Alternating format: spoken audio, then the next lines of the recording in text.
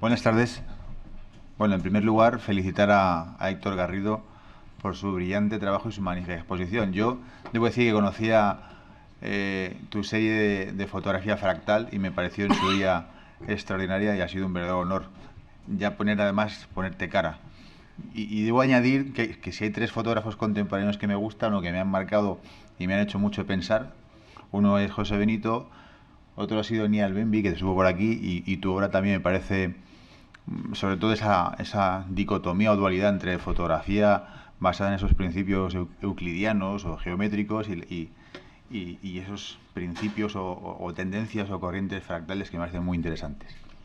Así que dicho esto, vamos a hablar un poquito hoy, muchas gracias, de Harold Edgerton y Edward Muybridge, dos fotógrafos pues que han pasado a la historia de la fotografía por algunas aportaciones relacionadas pues con este tema que estamos tratando hoy, que son muy interesantes. Pasaremos por alto algunas cosas donde no vamos a profundizar y en otras nos detendremos un poquito más. Y precisamente si algo destaca en ellos dos es su relación con la fotografía en movimiento y la captura de imágenes o la detención del tiempo, de esa relación entre el espacio y el tiempo. Por eso de alguna manera lo he subtitulado Instantáneas en movimiento. Este fotógrafo, nacido en Inglaterra, de origen inglés también. ¿Cómo pasa? ¿No cambia? Es un triángulo este hombre. Es un triángulo la barba que tiene, desde luego. Si antes hablamos de líneas, de formas, del triángulo, de rectángulos y demás. Bueno, pues nace en 1830 en Inglaterra y a lo largo de su vida pues cambia varias veces de nombre. Incluso llegó a ponerse el nombre de Eduardo Santiago probablemente por los topónimos en California, donde él pasa gran parte de su vida también, viajando varias veces de Inglaterra a Estados Unidos y retornando a su patria. En muchas de sus fotografías además utiliza el seudónimo de Helios, algo que vamos a ver en algunas de las imágenes que veremos a continuación. Y bueno, en Nueva York en 1850 pues empezó vendiendo libros y encuadernando. Y 5 años más tarde viaja a San Francisco y empieza también a tomar fotografías en unos tiempos además en los que precisamente la exposición de la fotografía y los tiempos necesarios para que las placas al coloreón húmedo se sensibilizaran lo suficiente para capturar la escena eran muy lentos todavía. Se requerían largos tiempos de exposición, algo que dificultaba mucho la fotografía y que sin embargo este hombre hizo ciertas aportaciones muy importantes y trascendentes. Sufrió un accidente con severas lesiones, parece que quedó o sordo o parcialmente sordo, tuvo algún traumatismo craneal, volvió a recuperarse a su patria natal y allí pues mejoró un poco sus estudios o sus conocimientos fotográficos sobre la técnica del collodion. De tal manera que cuando retorna a Estados Unidos tiene la oportunidad de poner en práctica esos nuevos conocimientos adquiridos, de la mano además de un paisajista que es Scarlett Todd Watkins, en 1886 en San Francisco aproximadamente, un conocido paisajista norteamericano por sus fotografías del Valle de Yosemite, que de hecho si conocemos un fotógrafo paisajista por excelencia en Estados Unidos es Ansel Adams, y muchas de sus imágenes, si las comparamos, probablemente tengan una inspiración en estos dos fotógrafos. A mí me ha sorprendido de la obra de Muybridge su corte paisajista, es más conocido por sus secuencias de imágenes en movimiento y de los caballos al galope. Sin embargo, tiene una faceta paisajística que fue la que le brinda el gran fama en su país. Él, en sus tarjetas de visita, incluso se presentaba como fotógrafo de paisaje y de retratos, y empieza a destacar en el paisaje. Aunque se dice que fue discípulo de Watkins, en cierta manera eso queda desmentido por algunas de sus escenas o fotografías que alcanzan escenarios, ángulos y posiciones nunca alcanzadas por él. Es decir, lo alto de ciertas cimas de algunos hitos paisajísticos y montañosos donde ni siquiera pues los porteadores eran capaces de seguirle. Imaginaos eso lo que supuso con cámaras de gran formato, con algunas incluso de tamaño de 22 pulgadas, que creo que una pulgada son los científicos saben más que esto yo, desde luego, 2,6 centímetros más o menos, así aproximadamente. O sea que imaginaos las placas, el tamaño de las placas y la dificultad para obtener instantáneas en esos momentos de la historia. Bueno, tuvo un episodio de su vida un tanto truculento porque en estos viajes en los que él se dedicaba a recorrer los Estados Unidos y a hacer fotografías, pues resulta que pues su mujer parece ser que tuvo un amante y él un día se presentó en el domicilio de este señor y se lo cargó, le pegó un tiro. Así de sencillo. Y además, pues Bueno, Como era sordo y no podía discutir. sí, además se presentó diciendo, buenos días, soy el marido de fulanita de tal y vengo a contestarle a la carta que usted le ha enviado. Y directamente le pegó un tiro a continuación. Salió absuelto por homicidio justificado y porque tuvo además un buen abogado. Y en ese periodo viaja a Guatemala, viaja a Panamá y toma algunas fotografías, documenta las ruinas y es contratado para tomar fotografías de las plantaciones de café y del proceso desde la recolección del café hasta su exportación al principal país importador, que eran los Estados Unidos. Y está bueno, pues en esas fotografías paisajísticas, pues también se introducen algunas de corte arquitectónico. Como vemos además los largos tiempos de exposición, pues hacen que se produzca ese efecto sedoso tan conocido en algunas fotografías de hoy en día, para la que utilizamos filtros de distintos pasos. Como decía, si algo en lo que especialmente destaca es en la fotografía en movimiento. Él tiene en su haber el haber trabajado para la Universidad de Pensilvania, donde llegó a realizar más de 100.000 instantáneas, más de 100.000 fotografías con fines divulgativos y científicos. El hecho de detener el movimiento en un momento de la historia es extraordinariamente importante y tiene aplicaciones, pues supongo que científicas también, para la biomecánica, la biología, la medicina, el deporte. Es decir, algo que en aquellos momentos no se podía haber estudiado. Es más, algunos de sus primeros trabajos bueno, son frutos de una apuesta, lo vamos a ver más adelante, no quiero adelantarme. Vamos a ver la escena del caballo al galope tan famoso y lo veremos más adelante. Pasamos a la siguiente. Este es el invento con el que a través de un movimiento rotatorio y con las escenas que conseguía capturar, basado en el principio de la permanencia de la imagen en la retina, pues el ojo humano tiene la sensación de movimiento. Creo que es más o menos una secuencia de 10 imágenes por segundo. El hombre tiene la sensación del movimiento. Por ejemplo, las alas de un colibrí, pues creo que baten 80 veces por segundo aproximadamente, y nosotros pasan cosas que no vemos, y la fotografía lo que consiguió es aportar imágenes que hasta el momento eran absolutamente desconocidas. Los caballos dibujados por los pintores hasta la época nunca habían sido dibujados con las 4 patas hacia la parte ventral en el aire. Y él precisamente logró por primera vez, causando sorpresa en el mundo científico, seguramente también en los pintores y en todo el entorno académico, al obtener imágenes de esta naturaleza. Bueno, aquí vemos algunos de sus paisajes. Vamos a pasar a los siguientes. El lago Espejo en Yosemite. Aquí podemos ver, si estamos más acostumbrados seguramente a ver las fotografías de Ansel Adams, y bueno, pues vemos aquí cierta armonía o sintonía entre unas y otras. Otra imagen del Valle de Yosemite, donde le da un tratamiento, pues primer plano, profundidad, vemos esa preocupación, ese interés compositivo desde ese punto de vista, además, euclidiano, geométrico del que hablábamos antes, y que veremos en algunas otras escenas a continuación. Desde el campamento Mosquito, es contratado además también por el ejército norteamericano para documentar algunas de las campañas bélicas contra las tribus indias americanas. En unos momentos además en los que los fotógrafos eran contratados para inmortalizar, documentar la belleza del oeste americano de forma que atrajeran a los colonos y con fines colonizadores e industriales. El ferrocarril se carga enormes paisajes y además al final cumplen una doble finalidad. Por un lado facilitan la llegada de colonos, pero por otro empieza un movimiento conservacionista, dada la impresionante belleza de estos paisajes que son dados a conocer al gran público a partir del trabajo de estos fotógrafos. La isla Farallón en California.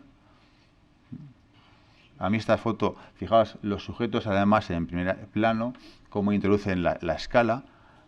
Yo no sé si tú conoces algunas de estas imágenes, pero ese efecto sedoso que ya hemos visto incluso en algunas de tus fotografías, pues aquí vemos un precedente pues extraordinario, ¿no? Y este es un lugar de esos maravillosos donde Ansel Adams dijo que parece que Dios puso las cosas para que después fuese el fotógrafo y las inmortalizase, ¿no? Faros. Bueno, si queréis ver fotografías de faros, además, podéis obtener los archivos a gran calidad en la página oficial del Servicio de Guardacostas de los Estados Unidos. pues podéis descargarlas. Fue contratado para retratar también los faros y, bueno, hay algunas que a mí verdaderamente me encantan. Hay un fotógrafo que es Philippe Lisson, que ha hecho fotografías de faros y del mar, y algunas de estas, yo recuerdo una foto tuya en un libro donde tenemos una fotografía de un faro con un eje. El faro siempre es un sujeto muy importante, desplazado a un lateral, y además la recuerdo con una piedra en primer plano que dirige la mirada desde el primer plano hasta el fondo. Y vemos además aquí como una preocupación compositiva en inquietudes artísticas y seguramente conocimiento de grandes pintores de la época. Hay otra continuación más ilustrativa quizás, en la que, bueno, esta, bueno, yo me he detenido un poco más a estudiarla porque además aquí, pues, si pulsas otra vez, vemos cómo ha trazado aquí el eje. Además se ha preocupado en posicionar el trípode de tal manera, o el sujeto, de tal manera que no se confunde el sujeto con el árbol.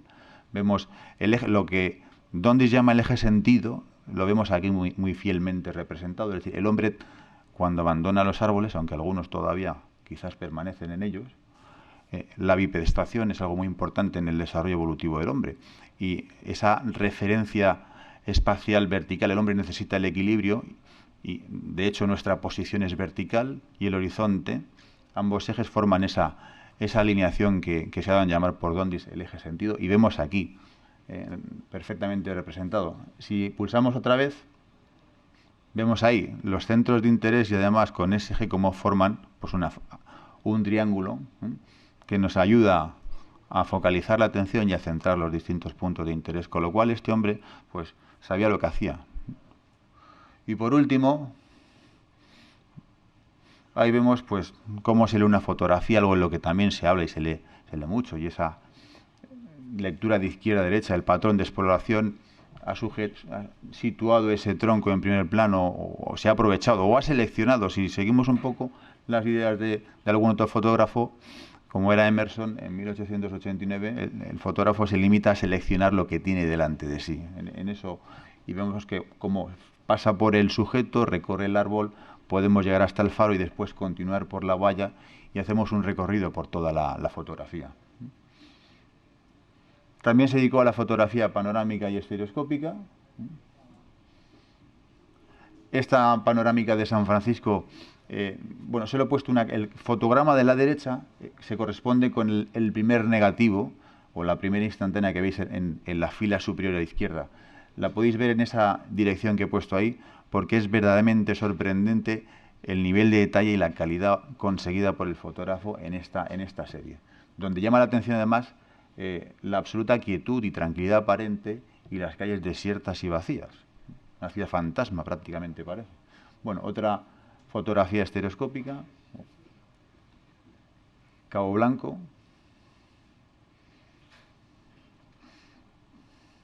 Y bueno, sobre todo es famoso por sus estudios sobre el movimiento. Si vamos al FNAC tenéis un libro sobre sus estudios en movimiento publicado recientemente.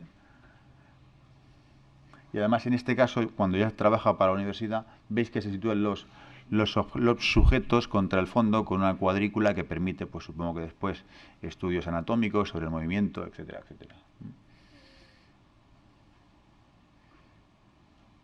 Fotografía científica o fotografía al servicio de la ciencia, ¿no? Caballo galope. Bueno, esto nace como fruto de una apuesta. Creo que es Leland Stanford, el presidente de una compañía de ferrocarriles. Él, aficionado a los caballos, apuesta con creo que es un agente de bolsa. Ambos manejan grandes cantidades de dinero.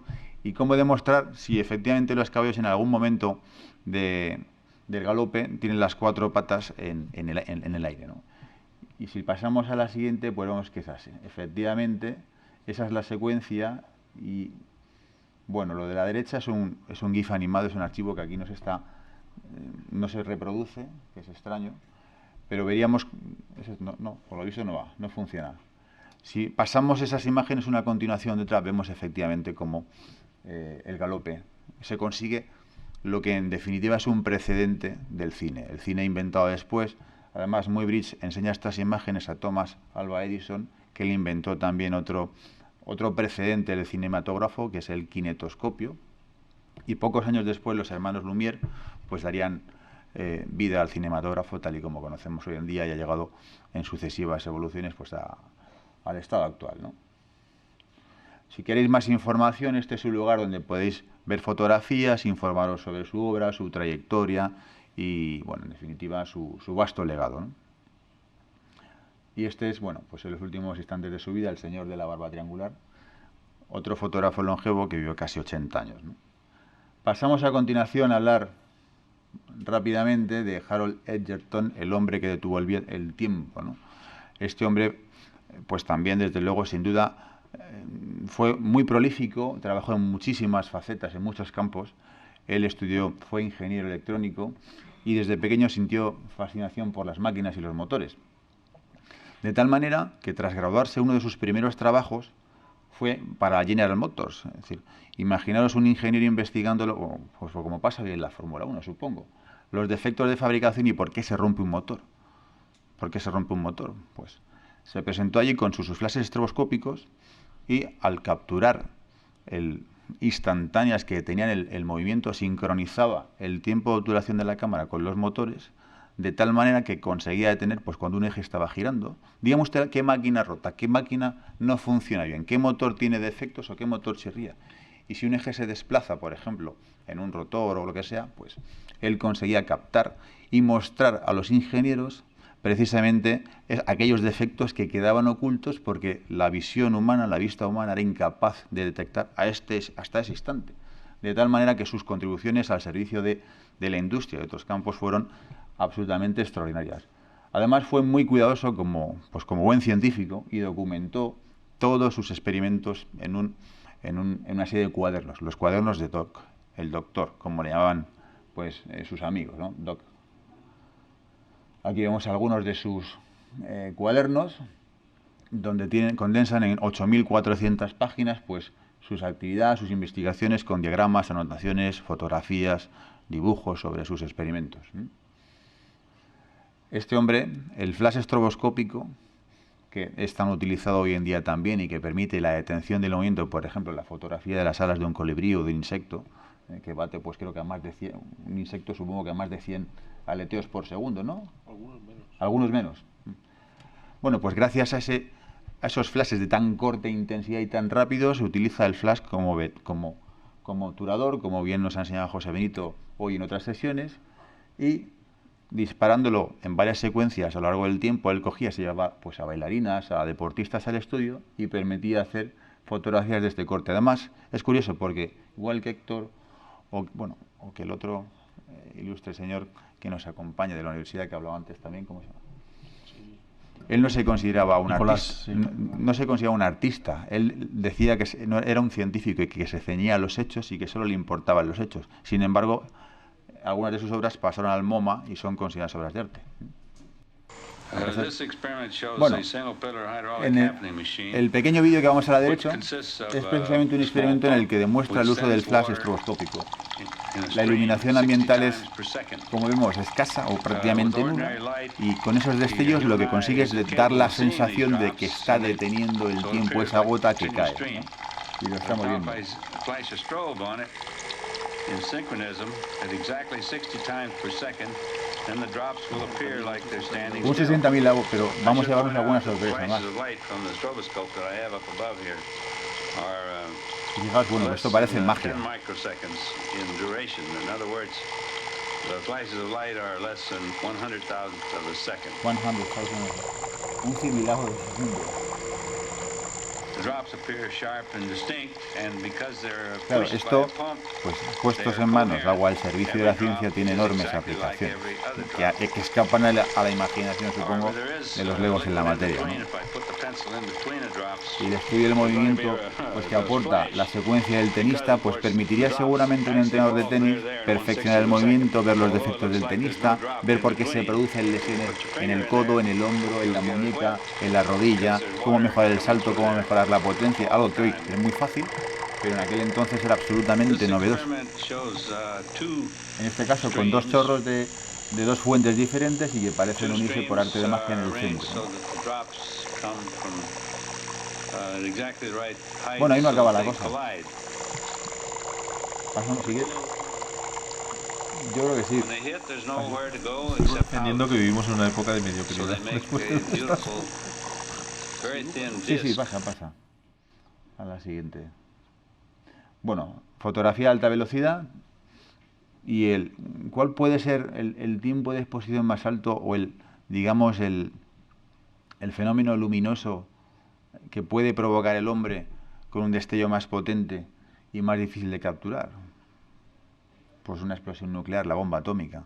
Eso se puede inmortalizar, se puede hacer una fotografía de una explosión nuclear. Bueno, estas son relativamente sencillas comparado con lo que estoy diciendo. Exposición de un 50.000avo de segundo. Pasamos a la siguiente, una bala, pero esto es relativamente sencillo con lo que vamos a ver a continuación. Estas son algunas de sus imágenes más famosas, un proyectil atravesando una manzana. De hecho, la anterior forma parte de la portada de un libro de Editorial Thyssen, que es la historia de la fotografía, que alguno a lo mejor tiene en sus vitrinas. Esta es Drop Coronet o gota coronada. Tenemos un vídeo, lo que pasa es que no lo podemos ver porque el formato de archivo, pero esto está hecho sobre un plato donde con el fondo rojo deja caer una primera gotita de leche y la segunda gota de leche, al caer sobre la primera, produce este efecto que hasta aquel entonces nadie había sido capaz de percibir. Y esta fotografía forma parte, pues, de los fondos del MoMA. Es una de sus obras más conocidas. O sea, aunque él no se considerase un artista, esto, pues, en sí mismo es una obra de arte, ¿no? Rapatronic, bueno, que es Rapid Action Supersonic Photography o algo así. Como esas fotos que vemos aquí, bueno, si alguien quiere curiosear un poquito más, en los fondos de, como veis ahí, Nevada National Security Site History, que esto es algo así como la Agencia Nacional de Seguridad de la Energía Atómica o algo así de los Estados Unidos. Pasamos a la siguiente y fotografió, pues esto es un estallido, le contrató el ejército norteamericano después de la guerra y en tiempos de la Guerra Fría para fotografiar el estallido en las pruebas de Nevada en 1952. Estas fotografías tienen un tiempo de exposición de una billonésima de segundo. Ahora está Luis Monge haciendo fotos. Dale para atrás. ¿Cómo está hecho esto? Pues claro, que tuvo que inventar, esto no hay obturador mecánico capaz en el mundo de soportarlo. Entonces, pues el obturador eran dos filtros polarizados que con un campo magnético los hacía girar, de tal manera que cuando se activaba ese campo magnético dejaba pasar la luz. No he podido poner una foto de la cámara, él ponía una secuencia bueno, lo hizo solo con un equipo, con más personas, y consiguió precisamente a través de ese campo magnético activar esos filtros polarizados y dejar pasar la luz en ese tiempo de exposición de una billonésima de segundo. La de en medio, como veis, el dispositivo o el artefacto nuclear estaba sobre una especie de torre y estaba sujeto además a esa torre con unos cables que luego fueron sustituidos o pintados también por unas cuerdas, y según si estaban pintados de blanco o de negro, pues parece ser que lo que producía es ese efecto que vemos en la fotografía de la derecha. En inglés el efecto le llaman algo así como rope trick, que es truco de cuerda. No sé muy bien cuál sería la mejor traducción al castellano, ¿no? Fotografía nocturna, yo he puesto light painting porque hoy en día esto está muy en boga también. Fue contratado por el ejército norteamericano durante la Segunda Guerra Mundial. Hasta entonces se había hecho fotografía nocturna, pero con otros, lanzando pues artefactos casi incendiarios al espacio o a la atmósfera, y él pues inventó unos flashes con una potencia extraordinaria que se situaban en bombarderos norteamericanos, llevaban 2 o 3 flashes con tiempos de exposición pues creo que un 50.000avo de segundo, una cosa así, una barbaridad. Y claro, sabiendo un poco de fotografía, de la famosa ley inversa del cuadrado y la distancia conforme hizo experimentos desde unos 3.000 pies más o menos, creo que hasta 7.000, 8.000 pies de altitud. Imaginaos la dificultad, ¿no? Pero esto, pues en manos del ejército, pues supuso también, pues de hecho, esto permitió documentar que el desembarco de Normandía no se había hecho en el lugar planificado exactamente. La fotografía realizada en base a esta metodología durante el desembarco. Y ahí vemos, bueno, pues este es un cazabombardero y el chorro de luz, ¿no? Durante unas pruebas. Estos son sus cuadernos y en la fotografía de la derecha vemos un escenario pues bélico y precisamente el haz de luz cómo se concentra y todo lo que está alrededor permanece en oscuridad. Y bueno, pues en su cuaderno algunas escenas el documento, el making of, ¿no? Por así decirlo. También realiza algunas fotografías, criaturas, de hecho, veremos ahora una dirección web por si queréis consultar alguna cosita más. bueno, aquí algunos microorganismos, no sé si es plancton o... Marinos o figuras. Marinos. O figuras y crustáceos. Y aquí, bueno, pues algunas que son, desde luego, dignas de presentarse a algunos concursos, ¿verdad?, de fotografía de naturaleza. Desde un colibrí, un caballito de mar, un pez volador, que no puedo deciros el nombre científico porque desde luego no es mi materia. Y lo de la derecha, pues creo que son gorriones, ¿no? Sí, puede ser estornillos, no, trigueros a lo mejor. Y además, pues desde el punto de vista de la educación, este hombre dijo algo que a mí me ha gustado, ¿no? El secreto de la educación es enseñar a la gente de tal manera que no se den cuenta que están aprendiendo hasta que es demasiado tarde, ¿no? Y esto, bueno, pues es una reflexión sobre todo para quizás los legisladores, ¿no? Para más información os sugiero que visitéis esta página donde todos esos vídeos que no hemos podido ver están aquí, ¿eh? Hemos suprimido una fotografía, una diapositiva que versaba sobre el time-lapse, algo que se realiza mucho en fotografía gracias a las posibilidades que nos ofrecen las cámaras fotográficas, que en definitiva no es más que capturar una secuencia de imágenes durante un largo periodo de tiempo, desde el día hasta la noche, y que hoy pues ilustra desde anuncios de televisión hasta pues campañas, se utiliza en el cine, etcétera. Y este hombre hizo time-lapse, incluso submarinos. No he insertado ninguna diapositiva, creo, pero también colaboró con el comandante Jacques Cousteau en expediciones de fotografía submarina. Muchas de las necesidades del comandante Cousteau y algunas de las mejores en el Calypso, en su barco, fueron aportaciones de Harold Edgerton, e incluso realizó fotografía del fondo submarino para prospecciones arqueológicas mediante el sonar, para reconstruir pues el lecho marino. Desde luego fue todo un talento y sus aportaciones fueron verdaderamente revolucionarias. Y con esto pues hemos terminado hoy la sección. Bueno, muchas gracias.